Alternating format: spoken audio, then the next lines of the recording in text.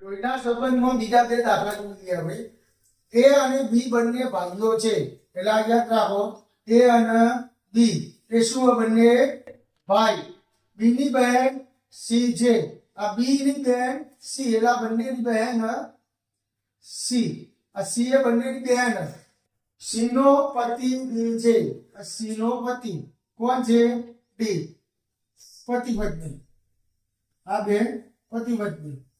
તો એબી ની માતા ઈ છે. આની માતા ઈ અને એનો પતિ એફ. એટલે આ મમ્મી પપ્પા છે. આ એના ત્રણ છોકરા છે એ બી સી. હવે સી નો ડી તો એફ નો ડી સાથેનો સંબંધ. તો એફ નો ડી શું કહેવાય? એમનો જમાઈ. એફ નો જમાઈ શું થાય? ડી. જવાબ શું આવશે? જમાઈ. યાદ રાખજો. આ રીતે કરશો એટલે તમને તકલીફ નહીં પડે.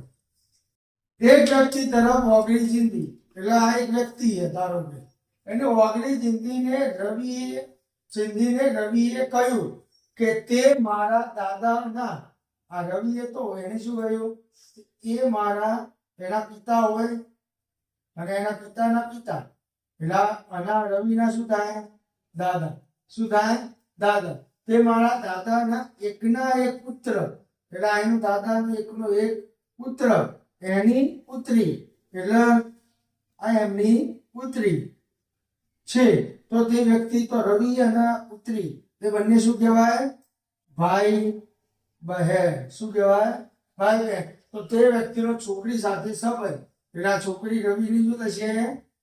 આ વ્યક્તિની પેલા બહેન થશે. શું થશે? બહેન. યાદ રાખવાનું.